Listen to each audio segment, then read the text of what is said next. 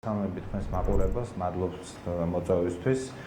ნომრის საკითხი არის, რა თქმა უნდა, ანგარიშწორების ნაწილი, რასაც იმ პროდასავლური ოპოზიციური პარტიების წინააღმდეგ ახორციელებს ხელისუფლება, რომლებიც არ ეთანხმებიან მათი რუსული თამაშის წესებს. რა თქმა უნდა, რაღაც სადამსჯელო ზომაა ერთგვარი ქოცების ideit ამან უნდა, არ ვიცი, ზიანი მოგვაყენოს. რა თქმა უნდა, სასიამოვნო არ არის, მაგრამ ჩვენ ცხოვრობთ ქვეყანაში, სადაც ასობით ახალგაზრდა დაექვემდებარა წამებას და არაადამიანურ ღირსების შემლახა მოპყრობას პოლიციის მინივენებში და განყოფილებებში.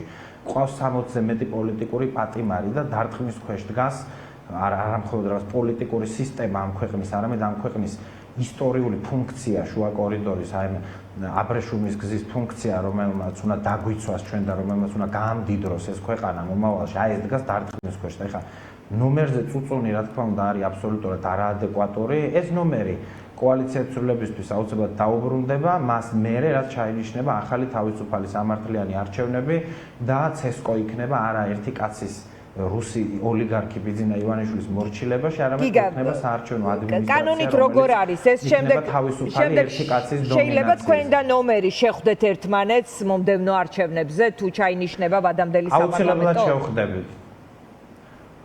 აუცილებლად შევხვდებით, იმიტომ რომ ახალი საპარლამენტო არჩევნები ჩატარდება სამართლიან გარემოში, სადაც ცენტრალური საარჩევნო კომისია და ზოგადად საარჩევნო ადმინისტრაცია იქნება თავისუფალი ერთი კაცის რუსი ოლიგარქის გავლენისგან და იურიდიული ოპერაცია უმარტივესი არის ეს უკანონო, აბსოლუტურად უკანონო ინდივიდუალურ ადმინისტრაციულ სამართლებს. გიგა, სურვილი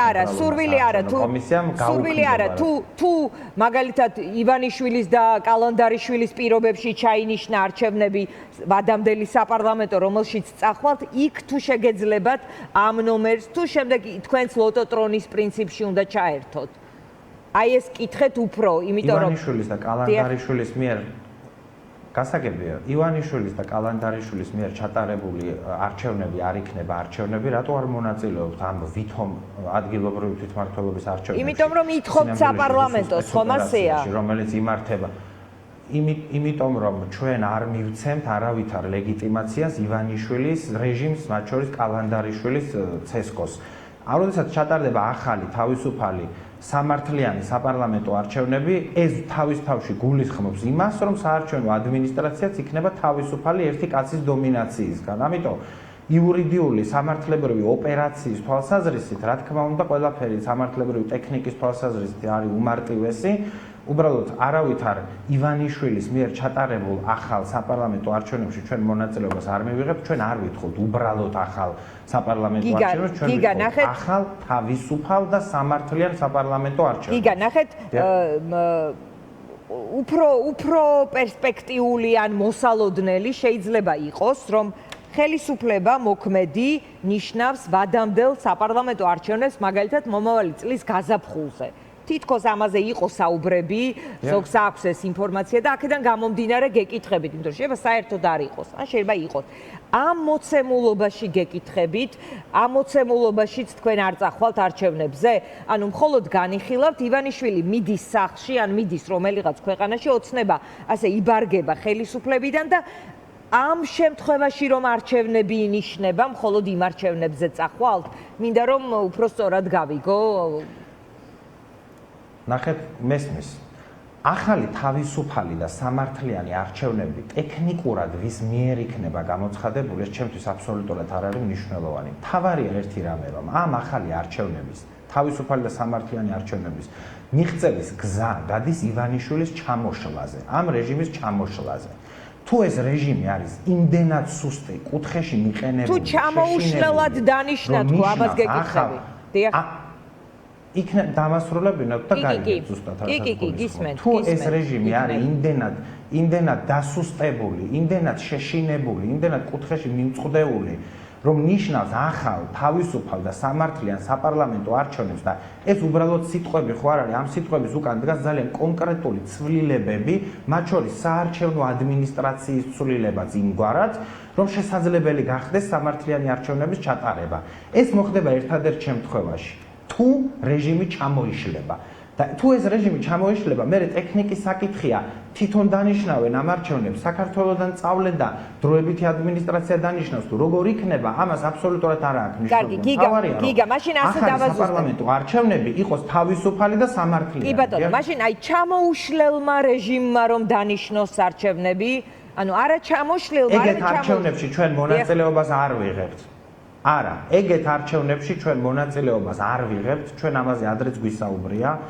ნებისმიერი არჩევნები, რომელიც ტარდება, ვითომ არჩევნები, რომელიც ტარდება იგივე წესებით, ივანიშვილის დიქტატურული წესებით, სადაც პოლიტიკურ პარტიებს აქვთ მონაწილეობის შეზღუდვა, სადაც პოლიტიკური ლიდერები ციხეში არიან, პარტიებს ნომრებს ართმევენ, ანგარიშებს უყადაღებენ, სადაც არასამთავრობო სექტორს აკრძალული აქვს არჩევნებზე დაკვირვება, სადაც საერთაშორისო სამკვირვებლო მისიები არ არსებობს, სადაც მედიას ურჩევენ პირდაპირ სიტყვებს, keyword-ებს, ამის თქმა შეგიძლია, ამის თქმა არ შეგიძლია.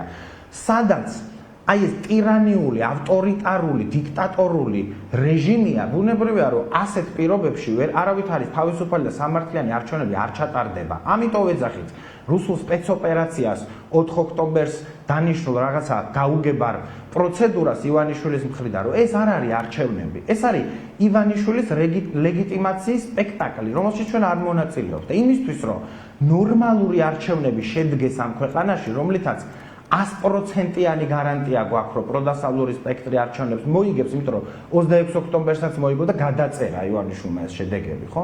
ასეთ ნორმალურ პირობებში ჩატარებულ არჩევნებში ჩვენ რა თქმა უნდა მივიღებთ მონაწილეობას, ვინმე მისე არ გაიგოს, რომ ჩვენ არჩევნებს, ზოგადად არჩევნების წინააღმდეგი ვართ და არ გვჯერა საარჩევნო გზით ხელისუფლების ცვლილებას. როგორ არ გვჯერა? არჩევნები არის დემოკრატიული ინსტიტუტი, რომლითაც იცვლება ხელისუფლებები ნორმალურ ქვეყნებში, მაგრამ ის რასაც ივანიშვილი ახლა აკეთებს, ეს არჩევნები არ არის, ეს არის ლოჯისტიკური სპეცოპერაცია, ივანიშვილის ლეგიტიმაციის სპექტაკლი, რომელშიც ჩვენ არ მონაწილეობთ. როცა ივანიშვილის რეჟიმი ჩამოიშლება და ეს იმაზე ბევრად ადრე მოხდება, ვიდრე ივანიშვილს თვითონ წარმოუდგენია დღეს ჯერ კიდევ. რა თქმა უნდა, ამ ქვეყანაში იქნება თავისუფალი, სამართლიანი, ახალი საპარლამენტო არჩევნები.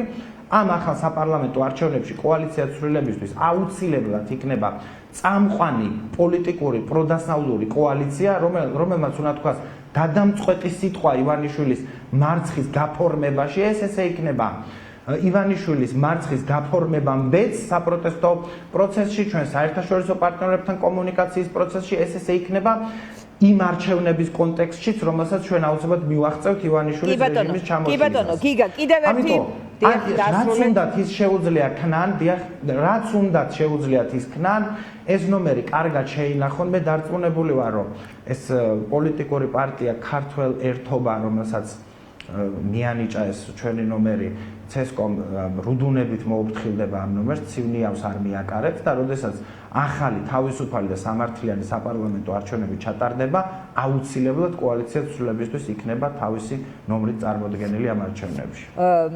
გიგა, ერთი კითხვა მაქვს, კიდევ ერთი თარიღი, 4 ოქტომბერი არ არის კიდევ ერთი თარიღი, არის თარიღი პოლიტიკურ კალენდარზე, ადგილობრივი თვითმმართველობის არჩევნების, რომელსაც თქვენ ამბობთ, თქვენს უკან დაფაზეც წერია გარკვევით, არა ყალბ არჩევნებს, მაგრამ კიდევ ერთი თარიღი ოპოზიციურ ველზე, რომელზეც ხაბეიშვილი ამბობს, რომ ყველა უნდა იყოს რუსთაველზე, რომ ეს უნდა იყოს რაღაც ხელისუფლების დამხობის დასაწყისი, მშვიდობიანად და ასე შემდეგ. ალბათ უყურებთ გინახავთ მისი ეს განცხადებები. აი კი, არაერთხელ. კი ბატონო, ამ მონიშნაზე რა სიტყვით მესმის ამას რაღაც პრეისტორია ქონდა გამოხმაურებების, მათ შორის თქვენი ლიდერის მხრიდან, მისი მხრიდან და ასე შემდეგ. ახლა ამ ეტაპზე, აი ამ 4 ოქტომბრის, როგორც პროტესტის თარიღის ჩამოკიდებას, როგორ გამოეხმაურებოდით და დაგემშვიდობებით.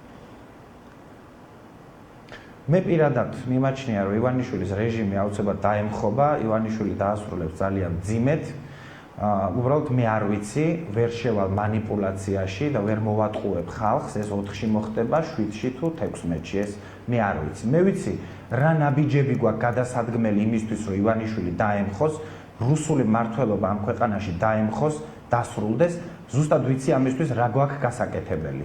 მათ შორის ამ ერთ-ერთი ძალიან მნიშვნელოვანი არის ერთობა არა მხოლოდ პოლიტიკურ პარტიებს შორის, არამედ ზოგადად საზოგადოების ერთობა ამ მიმართულებით. ჩვენ ხელს შევუწყობთ ნებისმიერ ინიციატივას, რომელიც გააძლიერებს პროტესტს, რომელიც მოაახლოვებს ივანიშვილის დასასრულს, რომელიც წაადგება ჩვენ საერთო სახალხო პროტესტს, აუცილებლად ამ ყველაფერს ხელს შეუწყობთ, მაგრამ არ შეუწყობთ ხელს და შევეწინააღმდეგებით ნებისმიერ იდეას, რომელიც მიმართული იქნება ერთობის დაშლისკენ, ივანიშვილის მეტად გაძლიერებისკენ, ნიჰილიზმის და უიმედობის დამკვიდრებისკენ. მე გეტყვით ასევე, რომ პროტესტი ამ ქვეყანაში არათუ მილეულია, არამედ ამ აგვისტოს და ივლისის ცხელ დღეებში ჩვენ ვხედავთ ათასობით ადამიანს, რომელიც გამოდის ქუჩაში ივანიშვილის რეჟიმის წინააღმდეგ, ეს უნდა იყოს სიგნალი ივანიშვილისთვის, რომ შემოდგომა იქნება ბევრად უფრო ცხელი, ვიდრე მას წარმოედგინა, მათ ქონდათ იმედი, რომ ჩვენ სახში წავიდოდით ახალ წელს და აღარ დავბრუნდებოდით 20 იანვარს პრეზიდენტ ტრამპის ინაუგურაციას ამით არ წმუნებდნენ, რომ ეხლა წავლენ და აღარ მოვლენ აღდგომას, მათ ეგონათ, რომ ზაფხული დაასრულებდა პროტესტი იქნება ძალიან მწვავე, შემოდგომა იქნება ძალიან მძიმე ივანიშვილისთვის, ჩვენ დავამხობთ ივანიშვილის რეჟიმს აუცილებლად, თუმცა ნებისმიერი წინასწარ გამოცხადებულ თარიღზე მე პასუხისმგებლობას ვერ ავიღებ, ვერ შევიყვან შეცდომაში ადამიანებს, ვერ ვიმანიპულირებ მათი მოლოდინებით. კი ბატონო, გიგა ლემოჯავა, კოალიცია ცვლილებებისთვის წევრი დროას წარმოადგენს, მე მას დავემშვიდობები, რეკლამის